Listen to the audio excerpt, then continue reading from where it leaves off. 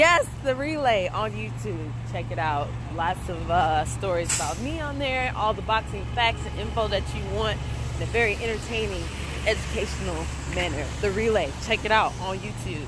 Welcome to the motherfucking relay where we're covering today's top boxing news. Ow! Okay, we'll start with this. International Boxing News posted this by way of their social media account. It reads, Eddie Hearn has named both Chris Cyborg and Holly Holm as potential opponents for Katie Taylor. He also said that Chantel Cameron and Jessica McCaskill are in the mix, but wants to make McCaskill versus Cameron for the Undisputed. We talked about that here on the channel. I very recently spoke to Chantel Cameron, who expressed an interest in putting it all on the line. Not just her 2 titles at 140 pounds, but Jessica's 147-pound titles. Rick Ramos, who handles the career of Jessica McCaskill, he expressed aversion to such a proposition that only Chantel's title should be on the line in that fight. And to that, Chantel Cameron has responded. I'd like the undisputed fight for all the belts, but I'll put my belts on the line just to make the fight happen. Put the pen to the paper, and we are ready to go. Now, I don't see why Chantel Cameron shouldn't be afforded the chance to fight for Jessica McCaskill's belts if she's affording Jessica the chance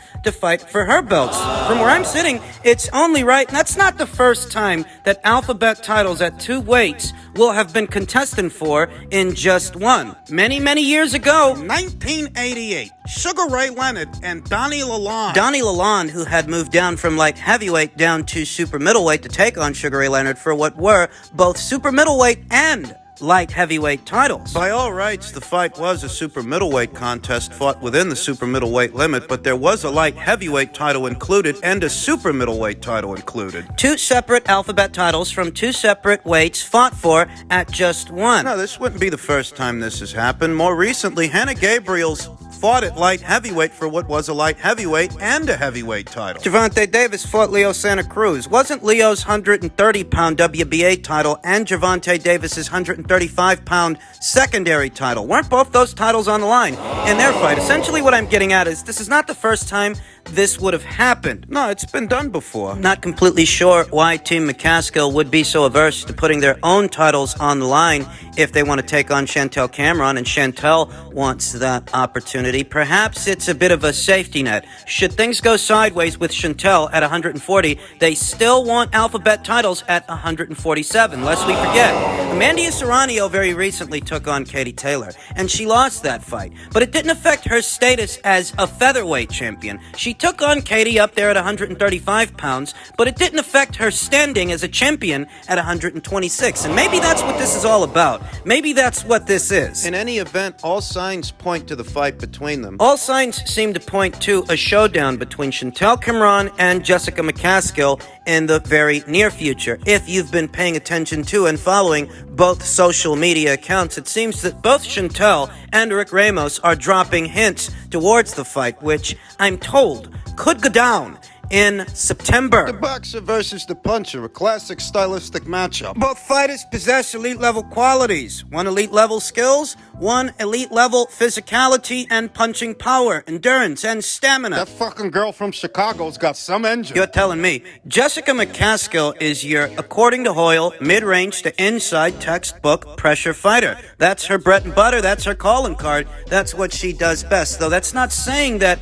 when it comes to physicality, Chantel doesn't have elite-level qualities of her own. She does have world-class power, movement. Maybe she's not as big a puncher as Jessica. Maybe she's not, but she does have power. From the outside looking in, stylistically, it's Chantel that has the edge. She's a boxer-puncher, whereas Jessica is your, according to Hoyle, pressure fighter. And what allows that boxer-puncher to have a stylistic advantage over a pressure fighter is that they can alternate. Use the boxing to implement the punching. They can alternate from being the aggressor to being the defender. The boxer-puncher can be just as mean-spirited as the pressure fighter, with the difference being that the boxer-puncher isn't as easy to read. They're not as crude and come forward as that pressure fighter. And they're more defensively responsible. That's not saying that pressure fighters don't have their own brand of defense. Roman Gonzalez, Chocolatito, is a prime example of a mid-range to inside pressure fighter who is also defensively responsible in his own way, though the defense from a pressure fighter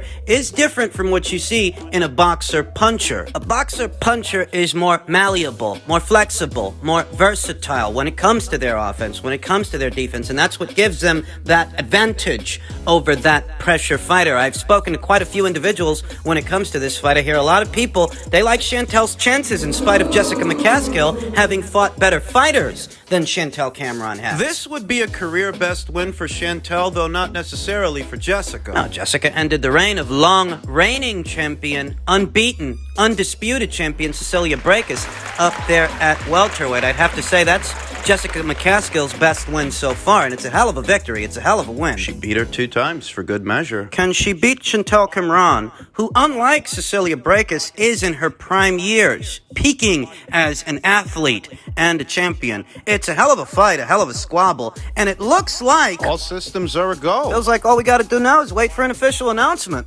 Men's lightweight and super lightweight news. Tank Davis versus Garcia fight has to happen with DAZN's involvement, Golden Boy COO says. So soon after Ryan Garcia rocked and dropped Javier Fortuna 3 times and scored a 6th round knockout, fans at the Crypto Arena started chanting, "We want Tank, we want Tank, we want Tank," in unison. Garcia has been very vocal over the last 2 years that a fight against Gervonta Davis is the one he most desires. As the adage goes, though, easier said than done. You're telling me Ryan Garcia don't got full autonomy. Until he is free of whatever arrangement he has with Golden Boy Promotions, until he's free to simply walk over to Showtime and negotiate a deal with them independently without Golden Boy's involvement, you have to assume that he still is, by all rights, a DAZN fighter committed to fighting on the DAZN platform, because his fights, they don't happen anywhere else, and they're not being promoted by anyone else other than Golden Boy Promotions. So, I mean, it really is easier said than done. Garcia is tied to Golden Boy Promotions and streaming service DAZN, while Davis is tied to Mayweather Promotions, Al Heyman's Premier Boxing Champions, and premium cable network Showtime. Neither fighter has the kind of autonomy that would allow them to make this fight independently. Adding another obstacle to the mix for staging the super fight, Garcia is now adamant that he plans on exclusively fighting at 140 pounds after making his division debut against Fortuna. Davis has fought across 3 weight classes, 130, 135, and 140 pounds in his last 4 bouts. His last 2 fights have been at the lightweight limit. Another bargaining chip on the negotiation table is who is indeed considered the A-side fighter. And who's the bigger draw? Golden Boy announced that Garcia, a Southern California native, drew 11,000 to the Fortuna fight, a little over 11,000, while the Baltimore-bred Davis pulled in 15,000 fans for his fight against Isaac Cruz in December in the same venue, in December for his Showtime pay-per-view fight. Garcia made a guaranteed purse of $2 million for his fight with Fortuna, per the California State Athletic Commission. Perhaps Gervonta Davis might be the bigger draw now, but that's subject to change over time, and rest assured, it's going to take time to make this fight. Yeah, Ryan Garcia might run around telling the media that he's not going to let Golden Boy Promotions get in the way of making this fight, but he doesn't have the kind of autonomy in order to do that. He can't make this fight by himself, and he doesn't have the legal liberty to simply cross over to Showtime and let them pay for it. Not without legal repercussions. Executives Oscar De La Hoya and Leonard Ellaby have both insisted that all roads go through the fighter they each represent. On Saturday, Golden Boy Chief Operating Officer Robert Gaspari further shined a light on the company's stance on the potential fight. That's the fight everybody wants. We will have to come together as promoters and do what's right for the fans. You can't have one network say, no, we have to be exclusive. We're with DAZN, and DAZN has been great to Golden Boy, so DAZN has to be involved in that fight. They have done it already with other promoters and other networks. Why not share it, said Gaspari. They did it with Manny Pacquiao versus Floyd Mayweather Jr., and they did it with Wilder versus Fury. The PBC did, I should say, as the second fight with Tyson Fury and Deontay Wilder. That was a joint promotion, and there were 2 platforms involved, but Showtime wasn't one of them. It was Fox that time, the PBC's other network affiliate. That's going to be a big fight. We're going to have to find a big enough location. I wouldn't mind it being at the Crypto Arena. It is very realistic for a fight to be made. I like Stefan Espinoza. He used to work with Golden Boy. You know, anything can happen. I hope everyone writes about the fight, but there is no way we're going to do it without DAZN. DAZN has been with us building Garcia. How would it be to just take him away and do it exclusively through Showtime? Showtime has done split broadcasts, so there is no reason why they shouldn't do it this time. It doesn't make sense. It's not going to happen. It's going to happen with DAZN. What did I tell you guys before? If the people at Golden Boy weren't keen on simply sending Jaime Munguia to Showtime very recently made an offer to Jaime Munguia to bring him over, do a title fight with their guy Jermall Charlo, and Golden Boy Promotions would have none of it, not unless DAZN was involved. The same is going to ring true for Ryan Garcia because he's a bigger draw than Jaime is. Earlier this week, Espinoza doubled down on previous statements and told John Boy Media's Dan Canastota that he doesn't believe the fight requires two platforms to push the potential fight. Ryan Garcia is not exclusive to DAZN. I know Golden Boy is, but the reality is it's an interesting and ironic change of events. They've spent 3 years trying to go around us to get every fighter that we have. Now all of a sudden they figured out, oh, let's go to them. I don't think we need two platforms in this. I think there are plenty of other ways that are fair to resolve this, said Espinoza. Golden Boy has a deal with DAZN. I don't think Ryan Garcia personally has a deal with DAZN. I'm not the expert on that aspect of it, but it's not as if they signed Ryan Garcia to an exclusive contract. I mean, DAZN repeatedly said, hey, we're going to Deontay Wilder, the Charlos. Look, Stefan Espinoza is being disingenuous because when it comes to Ryan Garcia, he doesn't fight anywhere else, and the same can't be said for the PBC fighters he's referencing. Deontay Wilder didn't have an exclusivity deal with Showtime. And neither did the Charlo brothers. That's why they were able to seamlessly float from Showtime over to Fox. Oh, granted that it all fell under the PBC banner because the PBC has two network affiliates, but when Fox eats, Showtime don't shit. There ain't the same network and they're not under the same parent company, even if they do business with the same outfit in the sport of boxing. You see, with Ryan, the only place you're going to see him fight is on DAZN. But at the time, the same couldn't be said for Wilder. Wilder fought on Showtime, Wilder fought on Fox. The same applied to the Charlo brothers. Danny Garcia, Keith Thurman, all these guys that Stefan Espinoza brought up, they weren't exclusive to fighting on Showtime because they floated over to Fox. Ryan Garcia don't got the autonomy to simply float somewhere else and do a deal. Stefan Espinoza knows that, and he's choosing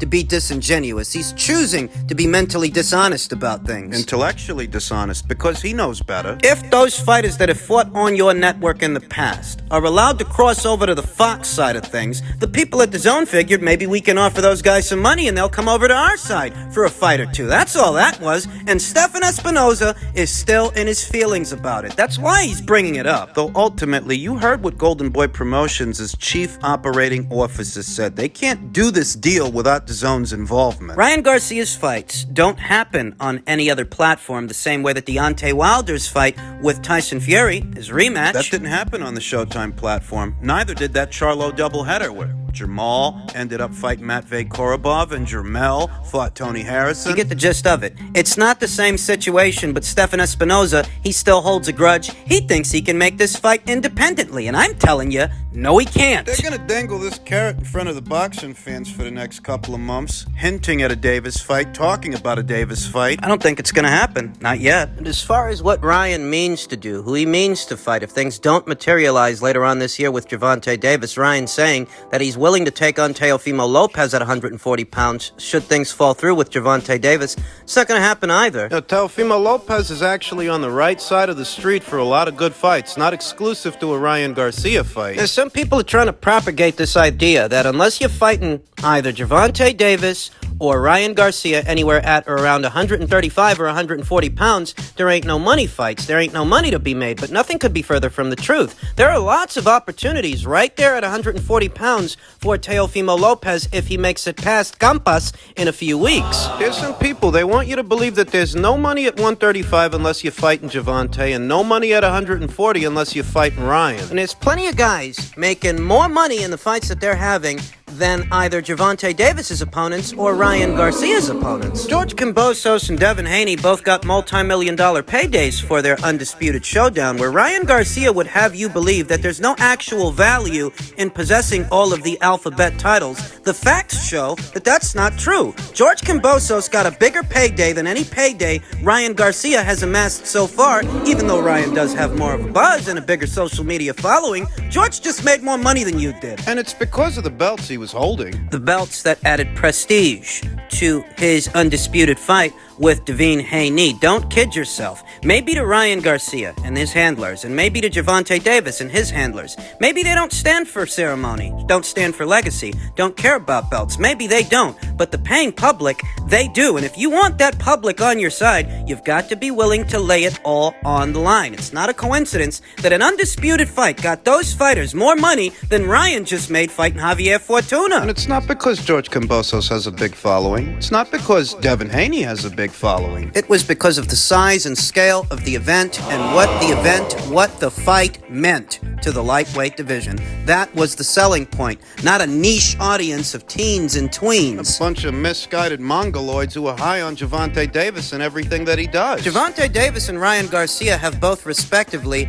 carved out a lane for themselves made up of a niche audience that can only grow so big. It can only grow but so big depending on who you're fighting. You can only sell but so many pay-per-views. That aspect of it affects Gervonta Davis the most, whereas Ryan Garcia, who's a very spry 23 years old, he does have time on his side, and because he's a young fighter who very much still is in the developmental stages of his boxing career, he is allowed a little bit more leeway than Gervonta Davis because Gervonta's campaigned at 3 weights. He's 27, going on 28 years old, and more is expected of him. Of course, because he's expecting people to pay $80 a pop to watch him fight these stiffs, these rank amateurs, these fucking nobody. Listen, I don't expect that Ryan Garcia will face Teofimo Lopez later on this year, even though I do think it's a commercially viable fight ultimately. Ryan fights on DAZN, and Teofimo fights on ESPN. That's the situation. There are platform issues, there are promotional issues, and while it's a fight that would get a lot of attention, it's not a fight I expect to see. And Teofimo, he actually has a couple of lucrative options right there on his side of things. He can take on the winner of Taylor versus Catterall, too. I'd bet you he makes more money fighting the winner of that fight than Isaac Cruz made fighting Gervonta Davis. I'd wager he makes more money fighting the winner of that fight than Rolly Romero just made fighting Gervonta Davis, because what's not being said is that these guys, they don't want to pay to play anyway. They don't want to pay to bring a Teofimo Lopez over to their side of things. Gervonta Davis, especially, and Ryan. All of these guys that like to fancy themselves as cash cows, real cash cows can afford to pay for top competition. They can afford to pay for top comp. Whereas Leonard Ellerby, Gervonta Davis's promoter, has made it crystal clear that he's not going to pay for a Devin Haney. Likely won't pay for a Teofimo Lopez either. He's not going to pay those guys in such a way that makes the fight possible. So when this narrative is propagated, the only guys making money at these weights are either Gervonta Davis or Ryan Garcia, nothing could be further from the truth. Teofimo's got money-making opportunities right there at 140 pounds